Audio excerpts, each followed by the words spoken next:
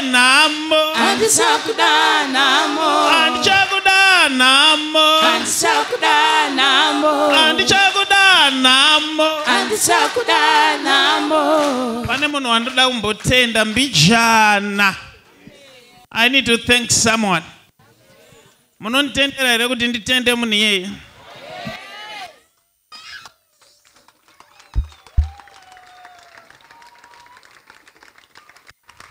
Makadi mama? Makadiyo. Sane memurume ndeni? Mabika. Uyaito ndimbotenda vamabika. Andichakuda namo Andichakuda namo andichakuda namo andichakuda namo andichakuda namo andichakuda namo andichakuda namo andichakuda namo. Mama Makadi, Tiperi Makadiyo. ndati ndoda kumbotenda murume. Ndibatsire kumbotenda murume.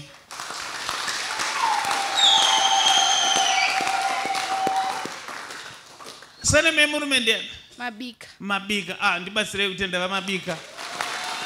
Dai munyika muno tine vanhu vakaita savamabika zvaititira zvakanaka.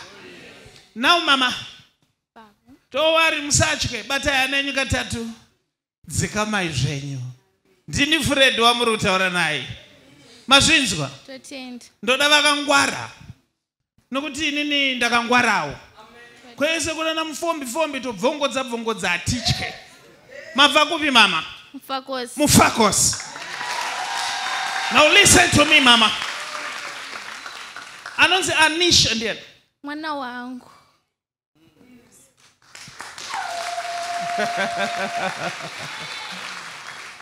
Ndoda kuti mudzikame.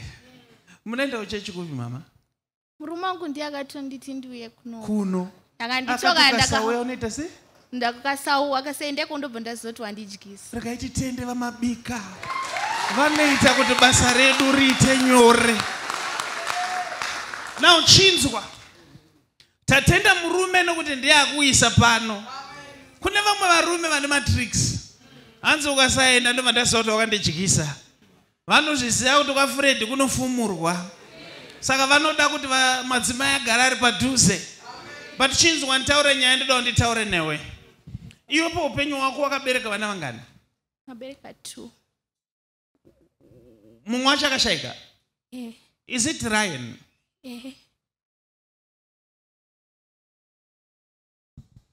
Now, hauna kurasika kuya pano. Because ndakukanzura maspirits ese anoda kuti vana vako vatsakatikire pano. Wazvinzwa?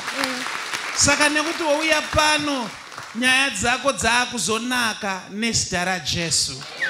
Zvako zvaita. Thank you. Simudza maoko. Thank you my Father. Uyu ngaachengetwe uyu. Amen. Garai pasi.